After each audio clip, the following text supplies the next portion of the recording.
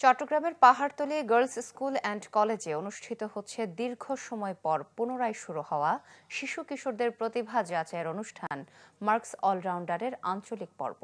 সকাল থেকে শিশু কিশোররা তাদের নানামুখী প্রতিভার ঝলক দেখান প্রতিযোগিতায়। গেল ৫ সেপ্টেম্বর আঞ্চলিক পর্বের অনুষ্ঠান শুরু হয় চট্টগ্রামে।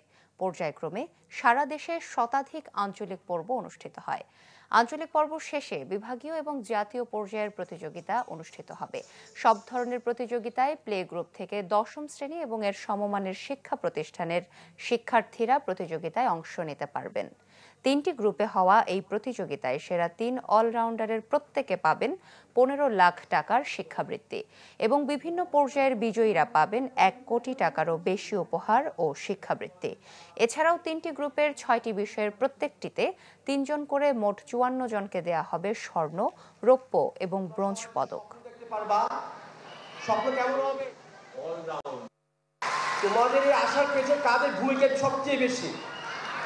তোমার মা বাবা, ওনারা কিন্তু কোনো স্বার্থের জন্য করেনি। তোমরা সফল হবা সে আশা কিন্তু মা বাবা তোমাদের অনেক ত্যাগ স্বীকার করছে, তাদের ত্যাগগুলো ধরে রাখতে হবে। গত ৫ তারিখ থেকে আমাদের যাত্রাটা শুরু হয়েছে। আজকে তার দ্বিতীয় দিন। এইভাবে পর্যায়ক্রমে আমাদের গিয়ে চিটাগং থেকে শুরু হয়েছে, তো তারপরে আমার সারা দেশব্যাপী গিয়ে চলে যাবে এই প্রতিযোগিতা। তো আমাদের এই আঞ্চলিক রাউন্ড থেকে প্রত্যেকটা বিষয়ের ৩ জন এবং 2 জন করে বিষয়ভিত্তিক পরবর্তী রাউন্ডে পৌঁছে যাবে এবং আমাদের ন্যাশনাল রাউন্ডের এইখানে যে ফার্স্ট হবে তার জন্য ফার্স্ট প্রাইজ থাকবে ১৫ লক্ষ টাকা এবং যে ফার্স্ট রানার আপ হবে তার জন্য ৫ লক্ষ টাকা এবং সেকেন্ড রানার আপ তার জন্য ৩ লক্ষ টাকার শিক্ষাবৃত্তি থাকবে।